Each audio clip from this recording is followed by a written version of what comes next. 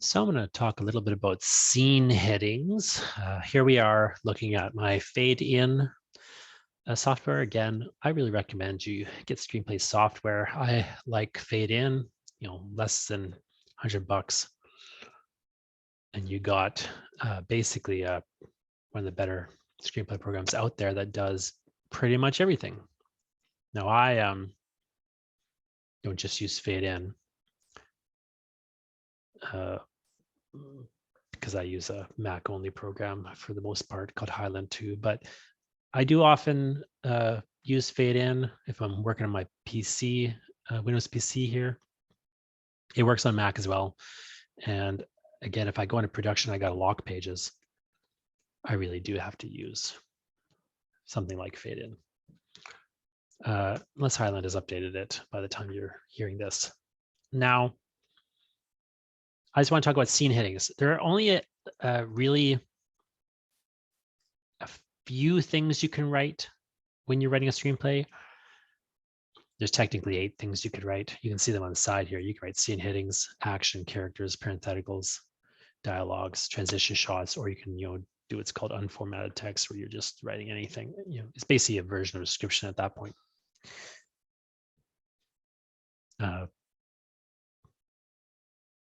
So unformatted text and action, format-wise, look almost identical. But realistically, we're never going to really write unformatted text into a screenplay. You might do that in some instances, like in The Witch, we have that page where it has a character list and a note to the reader. That's something, if I was going to write that in the screenplay, I'd probably write it as unformatted text. For the most part, we're not going to do things like that in a screenplay. So that kind of pulls us back to 7 things. Shot, really, we don't want to write shots into our screenplays. But if I was going to write it as a shooting script, right, I'm going to move into shooting script. If I'm moving into production and now they want me to break down the shots in some particular way, we might use that. We could theoretically use it in a screenplay, but it's not common. It's not usually advised. But if you were like a writer-director, you might use that more often, right? If you're writing a script that you're going to direct yourself and you want to make notes on the precise way you want to shoot it, we might use that option. Transition, similarly, we're not really going to use transitions very much. And really, we shouldn't use them at all for the most part in a screenplay. We could, right? But we're not typically going to use those things in a screenplay. Because again, that's more something you'll see in a shooting script. It's more something that really like the writer might come in and add them, or sorry, the director might come in and add them to your script, or the editor or somebody else might come in and basically add those as more or less notes for the director or the cinematographer and so on. As a writer, you're not really going to worry so much about those things. As a writer, you're really just worrying about those first 5 things: scene headings, action, character, parenthetical, and dialogue. And when I say 5 things, like some of them are pretty simplistic. But let's just cover the first one for right now in this video: scene headings. Now, your generic general scene heading begins either with INT or EXT, or as you saw earlier, you might get INT/EXT. So I'm just going to go through each of them in a little bit. Let's pick INT here. So interior, INT means interior. So interior, let's say we're inside of the next thing we're going to write in the scene heading here is the location. What's the location that we're inside of? Interior, something, right? There are a few things to keep in mind when writing these locations. The second part of the scene heading in this instance here. The core thing to keep in mind is that we have to keep it consistent. It has to be specific and it has to be consistent, specific and consistent. So I'm not just going to write interior house because probably there's going to be more than one house in the movie, right? I'm not just going to do that. So again, you might have an exception. You might have a film that maybe you're writing a short film. Maybe you're writing a film where just people aren't inside houses very much. But broadly speaking, we don't want to just write interior house. It's not wrong, but there's probably going to be more than one house in this movie. So we're going to write something more specific, like Bob's house. But even this is a little bit of a mistake, okay? And the reason I say that is, think about the visual here. You always need to, as a screenwriter, be thinking about visuals. So if I say to you, we're inside Bob's house, well, what does that mean? Where in Bob's house are we? Think about the image of it, right? You're trying to put an image into the reader's head, and they're going to have to translate that into a visual for the viewing audience. So inside of a house isn't really a location. Inside of a house refers to like 10, 15 locations, depending on how big your house is, Does that make sense? So what's better here is to say the specific place inside the house that we're in. So if we're in Bob's kitchen, right? Most houses only have one kitchen. So now we know we're inside Bob's house because we're in his kitchen. The other thing to keep him, we're in his kitchen. Again, there's probably only one kitchen. If it's interior Bob's bathroom, if he has more than one bathroom, you'd have to even specify that, Bob's ensuite, and then call one the bathroom, call one the ensuite, right? If there's only one bathroom, that's easy. We call it the bathroom. Again, if there's only one kitchen, we call it the kitchen. Interior Bob's house doesn't really mean anything. It doesn't convey a visual, right? Bob's bedroom is a bit more specific in that way. So this is a kind of a guideline, a bit of a rule of sorts when you're thinking about locations. Again, is interior or exterior? I'll get into the exceptions in a second. And then, we try to say the location.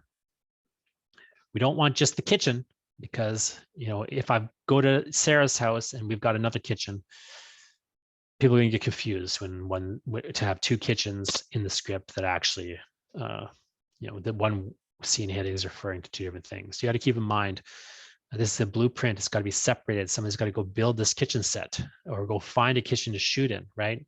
So they need to know when they read the script, do they need one kitchen or two kitchens? Bob's got a kitchen, Sarah's got a kitchen. They can't both be called kitchen, etc. Now, the other thing to just keep in mind in terms of the specifics here, again, why we might not say interior house, is that we don't necessarily need the whole house. If we're going to go, maybe the only place that we actually are inside when we're in the house is, Bob's kitchen, or, let's say we're in Sarah's bedroom.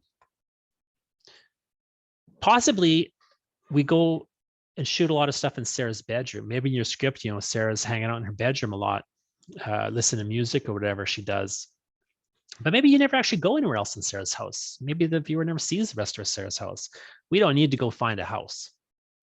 You got to think about it this way, right? If it says Bob's house in the script, somebody is going to go find a house and shoot in the house. What house can they, find that they can shoot in?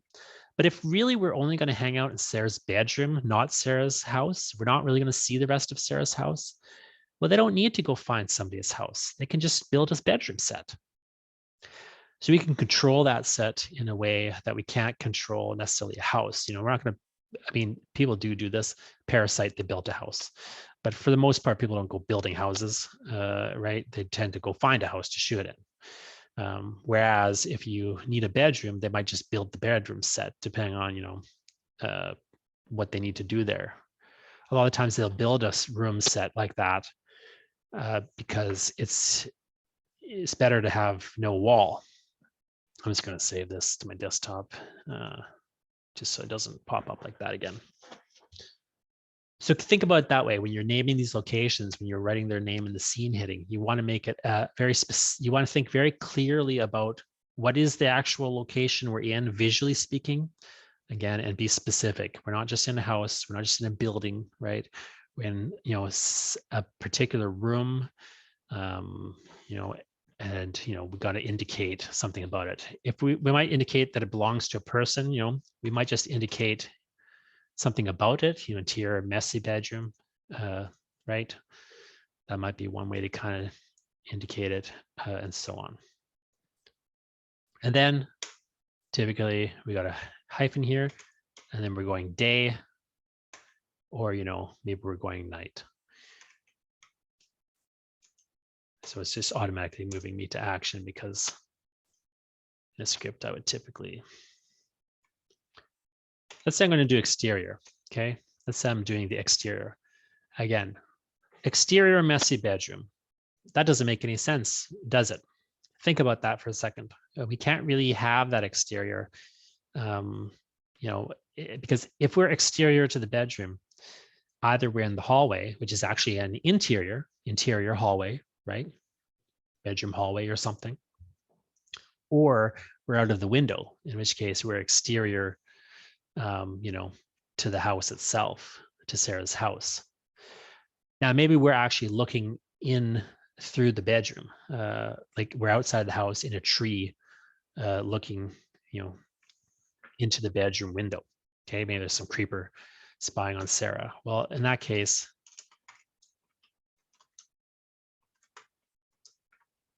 we're going to make it more specific. You know what I mean? So we're exterior. You could argue we're inside of a tree, but again, it's exterior because it's a location outside of a building. For the most part, is how we're going to think about that. Again, night. Our scene headings have 3 parts in that way. It has, well, really is 2 parts. It has the location, which consists of interior or exterior. Location consists of 2 parts, interior or exterior, and then the actual, location here. And then the rest of the scene heading is the hyphen and, day or night. Now you're getting some odd scenarios, but broadly speaking, that is the kind of the way that we think about these scenarios. There's a few rules in here. I would want to rewrite this because it's very long, tree outside Sarah's bedroom. I mean,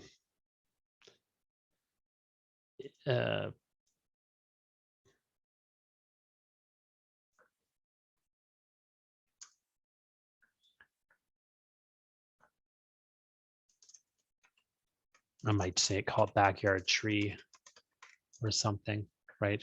And that's where, and then I might just say in the, from the tree to Sarah's bedroom. Let's say that's my sort of scenario, okay? Then I've, Tom is peeping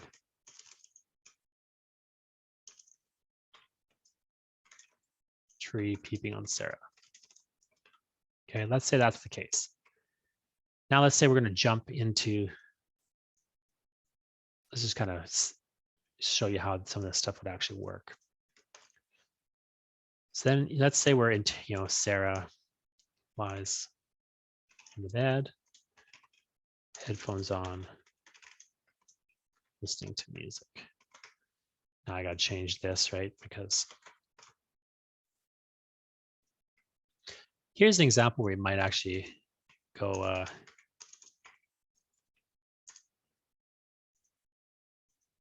move into interior, exterior. Oops. Sorry, my thing's getting away from me here. So here's an instance where I might say interior, exterior, okay?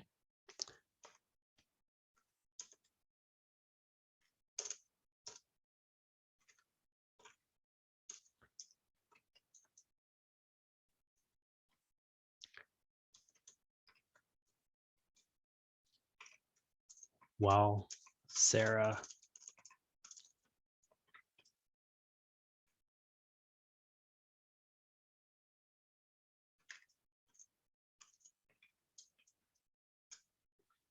gets up to grab a new her phone off the dresser and sees Tom. We're just going to lowercase Tom. Let's assume we've met him before in the script.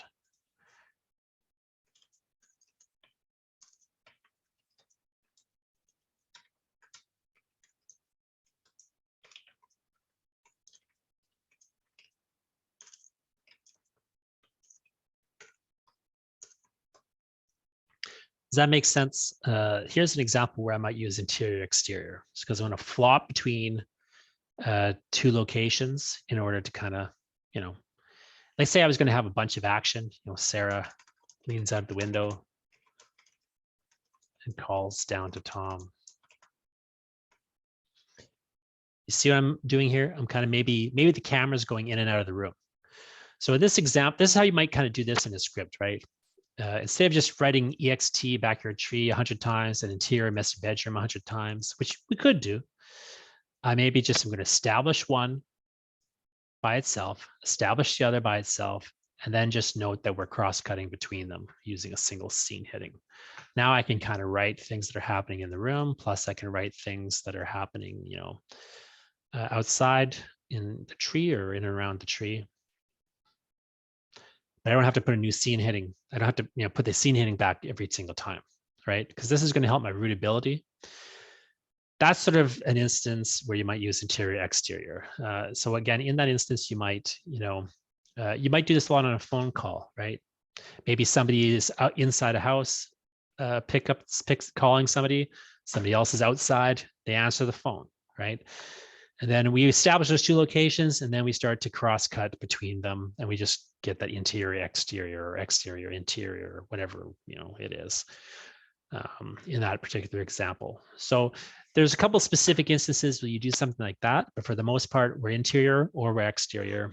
We're in one location, right? We're not cross cutting between them, but you have that option if that's something you need. Now, something you'll sometimes do in a script is force a scene heading. So what I mean by that is you can have kind of unusual scene headings. Like there's an interior, so something you might do is establish a master location and then move within that master location. So just to go back to what I was talking about a house, let's say I was doing Sarah's house. Again, Sarah's house isn't really a location. What does it mean to be inside Sarah's house? Imagine I was actually going to start outside of Sarah's house. Okay, let's say we're outside of Sarah's house and it's daytime. Imagine we wanted, for some reason, to do a continuous shot, or like imagine in your head, you're imagining a single unbroken shot. We're going to follow Sarah as she approaches the house, then she goes inside the house, then she goes up the stairs, then she goes into her bedroom and she finds something there. Okay, and let's just say we really wanted to follow her in a long unbroken shot for some reason. That's what you're imagining in your head, right? So we might put in the script like this, Sarah approaches the house.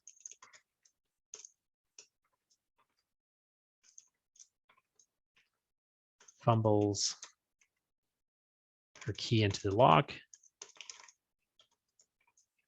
Opens the door.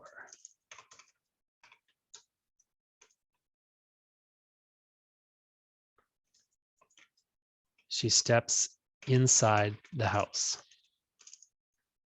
Here we're going to force a scene heading.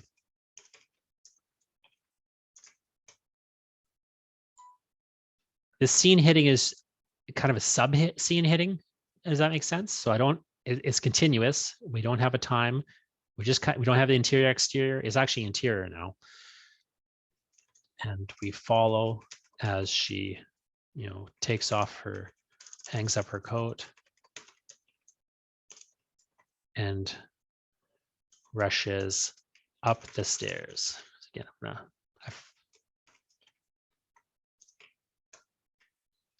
where and then pauses when she sees her bedroom door is open.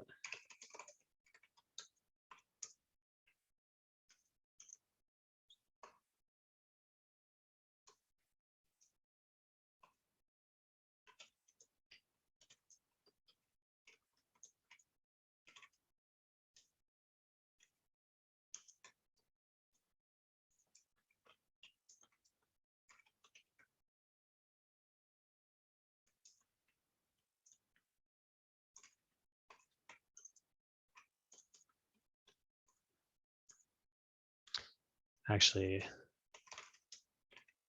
I established it as messy bedroom, so I have to keep calling it messy bedroom.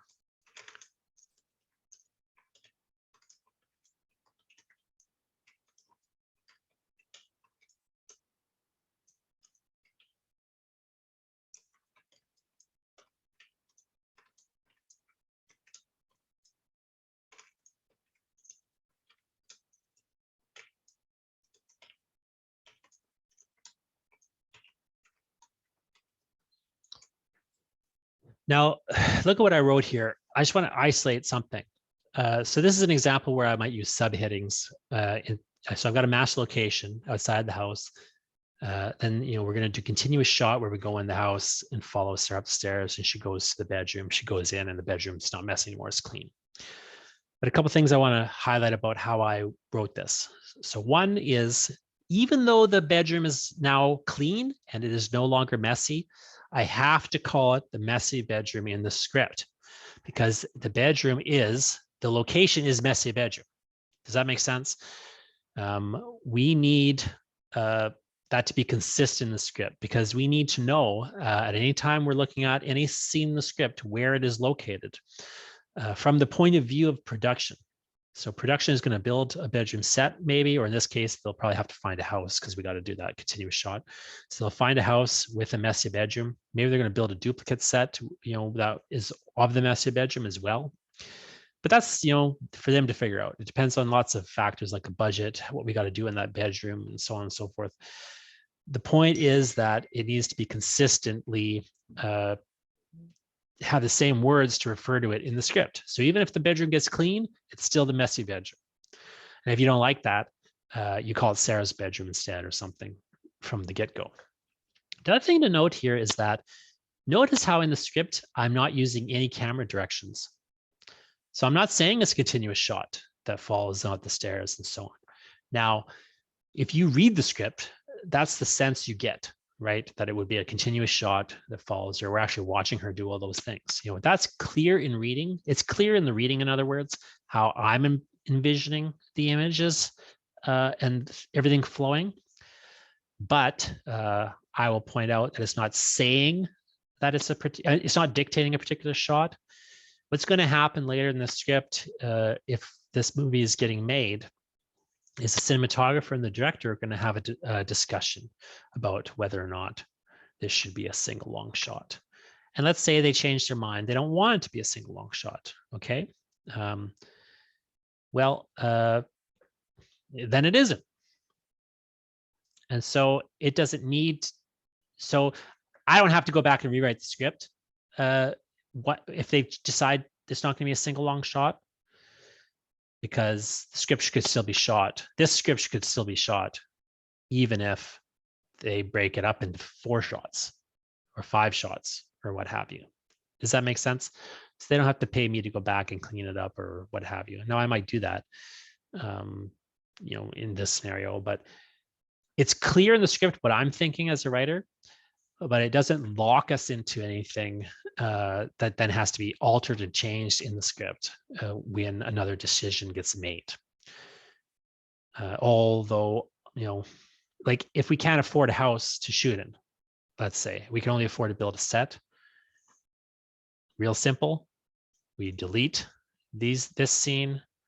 We delete this scene. We change this to interior messy bedroom. It's real quick and clean. Those are easy edits to do. It's easy shifts to make. It's very clear from reading it how I'm envisioning things and what my visual is. So it has to be visual, right? It has to come across visually speaking.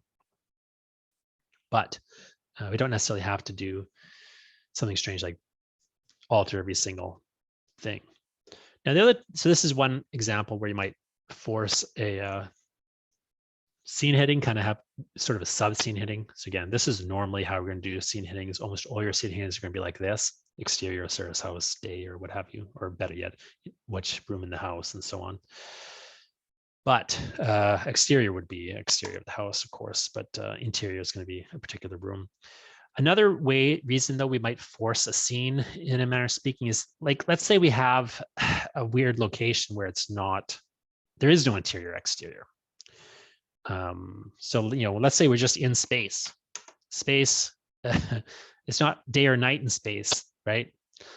There's no inside or outside of space, really, right? Like if we're inside or outside of a spaceship, that's one thing. But we're not really in the day or night. You don't light space differently, right? And if we're just floating through space for whatever reason, let's say space, a ship, or the stars twinkle. That could be a whole scene before we cut to, something else, inside Bob's spaceship.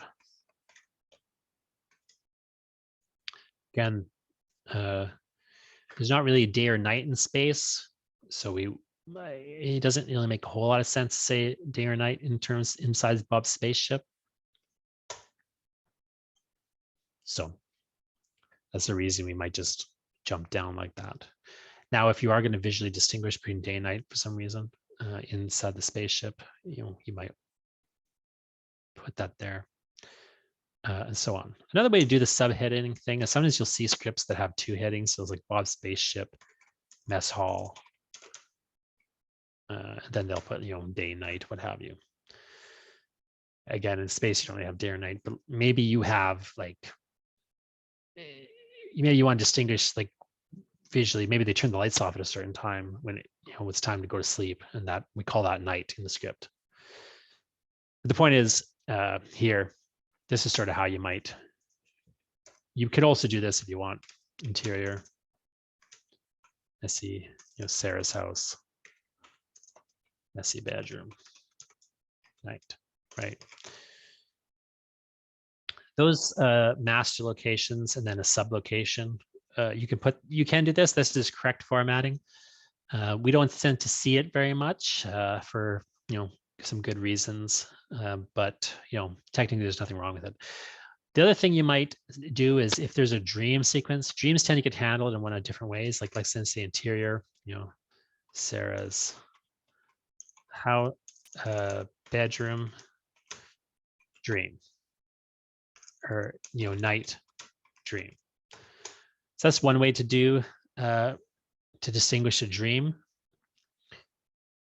I don't personally like it that much, but there's nothing wrong with it. But one other way to do it is start dream. Then we just have a bunch of locations. The thing is, like, if you're not going to shoot with a dream filter or something, dreams aren't really another location, right? Like if you're in Sarah's bedroom, but it's a dream, it still looks like Sarah's bedroom, unless it doesn't, right? For some reason. Like if you're writing a script where the dream world is a literal other location, then you'd say, Sarah's bedroom brackets dream or something, right? You got to think through like, what is the visual? If it's a dream, we just want to indicate in the script that it's a dream, but the location is the same location that you'd have in the waking world.